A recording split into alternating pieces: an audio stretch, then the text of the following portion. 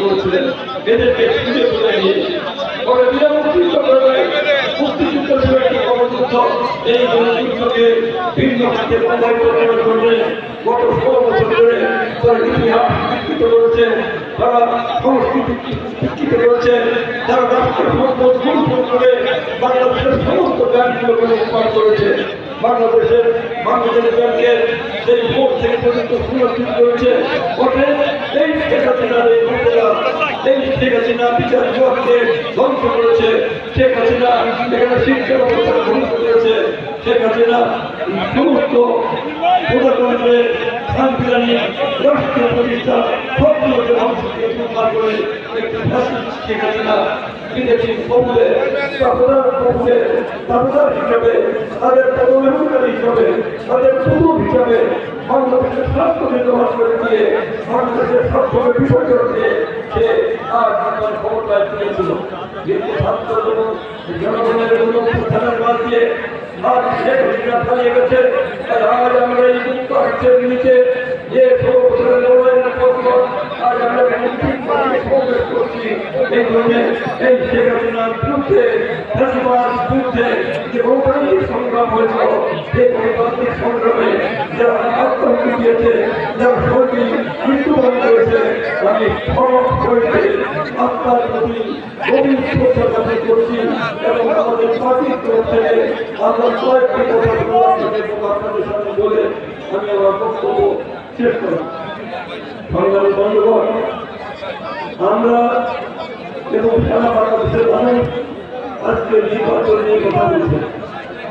কেউ বলছেন নির্বাচন কবে হবে, কেউ বলছেন নির্বাচন কি হবে, কেউ বলছেন ডিসেম্বর হবে, কেউ বলছেন নির্বাচন চায়, এই বলছে অমুক দল চায় না, তমুক দল চায় না। কিন্তু আসল বাস্তবতা হচ্ছে বিএনপি ক্ষমতার জন্য নয়, বিএনপি জনগণের ক্ষমতা করতে চায়। আজকে যে সংস্কার প্রস্তাবগুলো আমরা দিয়েছি, যে 31 প্রস্তাব ও আড়াই বছর আগে বিএনপি দিয়েছে, বর্তমান এই সরকার আমাদের এই আন্দোলনের ফল, আমাদের দেশের ছাত্র আন্দোলনের ফল আমরা তাদেরকে বলতে চাই, বুঝাতে চাই যে আপনাদের সাথে আমাদের কোনো বিরোধ নাই, আমরা কোনো বিরোধ চাই না। আমরা চাই আপনারা সফল হন, আপনাদের সাফল্যের জন্য আমাদের পার্টি সবসময় আপনাদের সহযোগিতা করছে। আগামী আমরা করবো, সেখানে আমাদের একটি কথা যে পার্লামেন্ট ছাড়া আপনাদের সমস্যাগুলোকে কার্যকর করতে পারবেন না। তাই আসুন আগামী নির্বাচন, জাতীয় নির্বাচন, স্থানীয় নির্বাচন করে আগে জাতীয় নির্বাচন এই যতটুকু সম্ভব ডিসেম্বরের মধ্যে করার জন্য আপনারা আলোচনা করুন। প্রয়োজনে বিএনপির সাথে বসুন, রাজনৈতিক দলের সাথে আলোচনা করুন। কারণ জাতিবাদী শক্তি, বিজেপি অনেক তাদের কঠোর শক্তিরা তারা এখনো ষড়যন্ত্র করছে, তারা ষড়যন্ত্র করে আমাদের দেশে ব্যবস্থা করছে। যদিও সেই ষড়যন্ত্র কখনোই কার্যকর হবে না, তবুও আমরা বলতে চাই যে আপনারা আগে জাতীয় নির্বাচন দিন, জাতীয় নির্বাচন সরকারের অধীনে স্থানীয় নির্বাচন হবে, পৌরসভা, উপজেলা, সিটি কর্পোরেশন ইত্যাদি সব নির্বাচন হবে।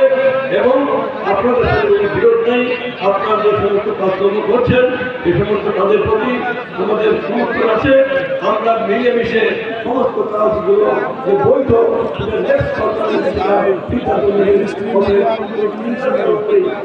আমরা জাতীয় নির্বাচনকে আগে করে বাংলাদেশের শান্তি শৃঙ্খলা ফিরে আনি, বিশৃঙ্খল অবস্থা থেকে জাতিকে মুক্ত করতে চাই। এই হচ্ছে আমাদের পার্টির ভূমিকা, এই হচ্ছে আমাদের বক্তব্য। আগামী যে মানুষগুলো তারা একটা চেষ্টা করি আজকের এই সমাবেশে যে আগে আমি লক্ষ্য করলাম যে মিডিয়ার আমি দেখলাম দীর্ঘদিনের এই নির্যাতিত ছাত্রীরা, দীর্ঘদিনের সেই ফ্যাসিবাদের ধর্মের প্রিয়তে তাদের ইয়েতে আমাদের হাজার হাজার মানুষ কি হয়েছে এই ছাত্রের তারপর তারা আমি আরেকবার এসেছিলাম তারা বিভিন্ন জায়গায় বিভিন্ন উপজেলায় এই মৃত্যু সমস্ত মৃত্যু বিএনপি নষ্ট করতে